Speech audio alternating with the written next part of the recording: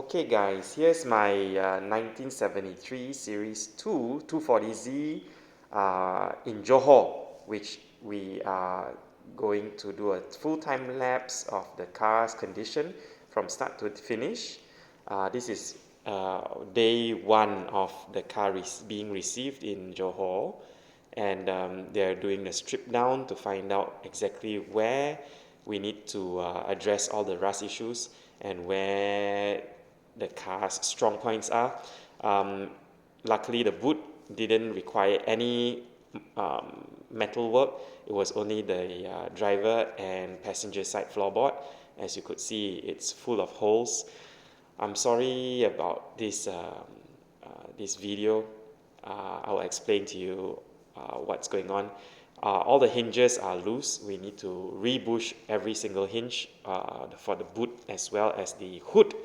The doors came without door locking mechanisms, which I will need to get that. And then the boot's rear hatch locking mechanism is also knackered and will need to be replaced. I have that as well. I have since bought the new parts. This car was also missing the front end corner cowl.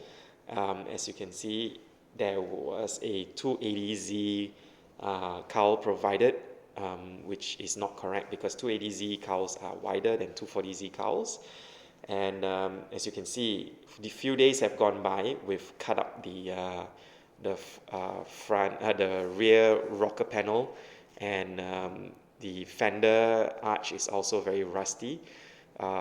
Here we're identifying that the locking mechanism for the rear boot is gone, is busted, and we're showing you the inside of the rocker panel of the left side of the bottom rocker panel of the car, all rusted through and through. It looks good, but when you actually remove it, it's actually very crusty. So here you can see the master at work, and just to show you how brittle all the metal is, we're removing the whole rocker because we're going to replace the entire thing. This looks very dramatic and in fact very unnatural. You could see the new rockers are made, and as you can see, the floorboard has been cut out. We're showing you, this is the frame rail that we're going to replace. The old frame rail, because the old frame rail has also been fully removed, we are going to reassemble the frame rail from front to back instead of ending in the middle, which is how the original frame rail is. Here you can see the brand new rocker already in place, and it looks as good as new. We're gonna be very fast here, and from inside and outside it's 3 pieces combined, and here we're showing you how we're gonna reattach the floorboard after finishing the ends of where we cut off the floors from. So we're going to rebuild the floorboard and make it as good as new. All this is new. All these panels are brand new, and we're explaining how we're going to reassemble the floorboard and how much of the old part we have to trim off, and how much of the new part we'll have to reinstall and re-weld. The panels are made perfect to scale, so we just have to make sure that we reassemble them accordingly and according to the sequence of installation. Obviously, we braced up the doors. Everything is nice and solid before we start cutting everything up. Make sure that the car doesn't move and everything is still square. Here you can see the new floorboard in, and how we have actually mated the new with the old. Now we're moving towards the front since the interior is already pretty well done. Fiberglass here from the American side. This is how they patch up all the rust spots. New fender going in. We've knocked this rear fender out from scratch, and we're going to have to rebuild the whole all four corners of the fenders. Here you can see the fender mated with the side rail and the side sill, and all this rod that is inside of the fender has to be cut out because it's cancer. As you know, rust is cancer. Whatever is rusted will have to be removed and cut. So here we're framing up the new rear fender, and here I'm showing you what is how the front of the bottom floorboard looks like, fully welded in. We have anti-rust sandblasted all the rust areas in the inside of the fender and rebuilt the fender liner. This is the sandblasting makeshift MacGyver sandblasting machine.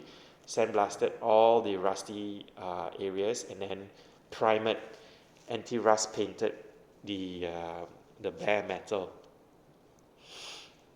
We've welded the fender in now. We're going to weld the floorboard next, and we're just showing you how everything is braced up nicely. This is the driver's side, the new driver's side, formerly the passenger side due to it being a left-hand drive car. The door sills have also, bottom door sills have also been replaced, and similarly, like the driver's side, everything will be replicated on the passenger side. Passenger side going to be the brand new driver's side because this car is undergoing a left to right hand drive conversion.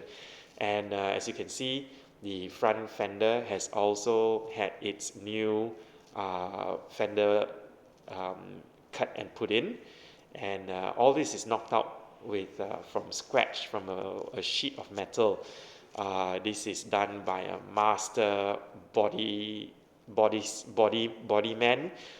He's a solo guy, does everything by himself, completely welded up, including the seatbelt buckets, as you can see from the inside, and everything is nice, very, very well done and very seamless.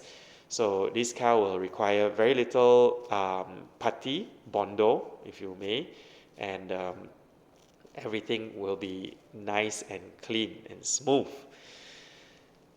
Similarly, everything has got to be replicated from the left to the right, and now we're completing the right side of the car. Very fast work. In a few days, everything will be done. So, as you can see, all the rust again has got to be addressed, and this is the leftover piece that we've cut out from the fender. We've already repaired the firewall. We've put in the firewall right-hand drive plate for the brake booster, steering rack, and the clutch pump. We've also repaired the battery tray area where it is very popular, very, very commonly rusted out in all 240Zs. So this is going to be reassembled with the new floorboard, and this is how it looks from the inside. Pretty much all new. Whatever that needed to be replaced and cut out is replaced and cut out, and then a brand new part will be put in, all banged out and hammered out by hand from scratch.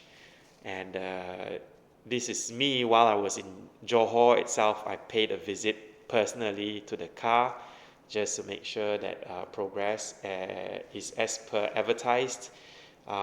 Formerly, I'm not based in Johor, I am based in KL, and formerly all the videos come from my body repair guy in Johor, and that's why you see the orientation of the video and the video quality is quite bad. This is the right-hand drive Volvo 240 steering rack installed into the cross member. A lot of parts that needs to be engineered, and including the spline from the steering shaft that needs to go into the rack pinion, universal joint needs to be mated up with the steering shaft, and we're going to show you later on in the video how all that is done. So just showing you how the mountings have been made.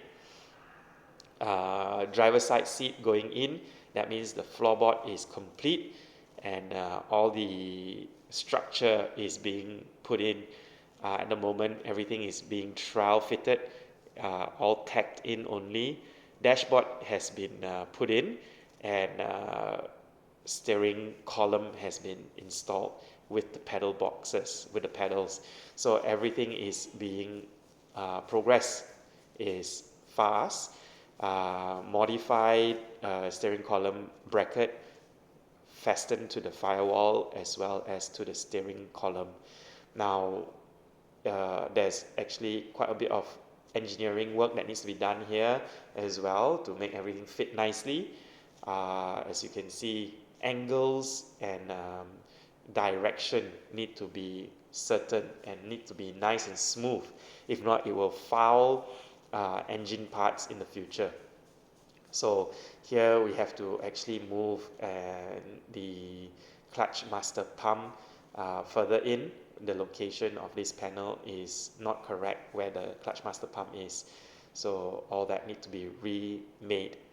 Now this is how the complete driver side floorboard looks, and we're also fabricating the seatbelt bucket to be fitted in.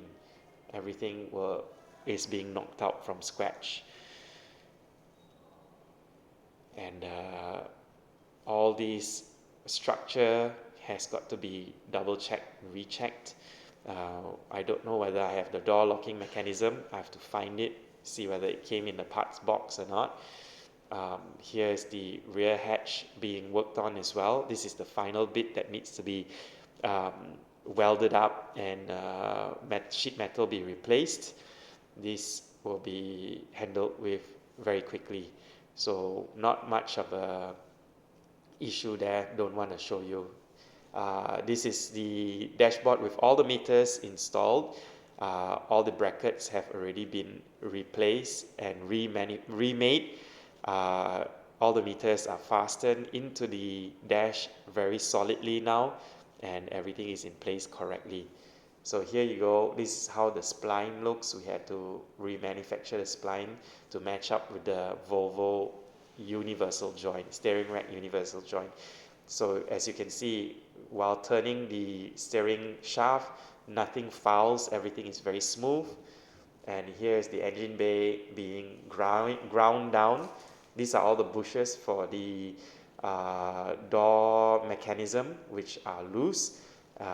We're making brand new bushes so that the door are firm, solid and strong, not wavy, not rattly, not weak. All these cost quite a lot of money.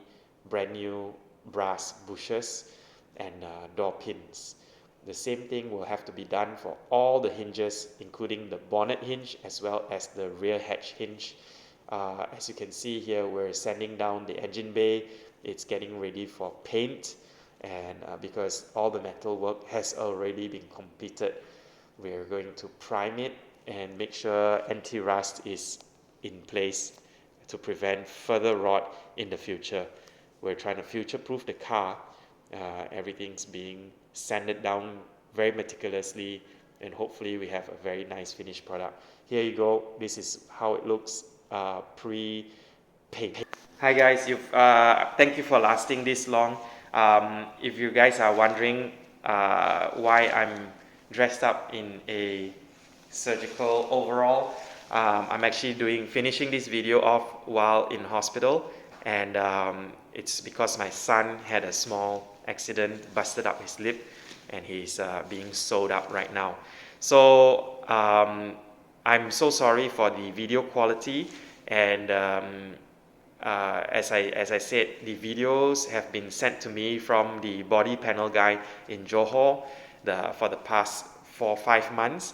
The car actually went to Johor in the month of October, I think, or end of September. So it was there October, November, December. It's still there. It's the month of January now. It's the end of January. It's the 31st of January, and we're just coming off Chinese New Year. It's a big break here.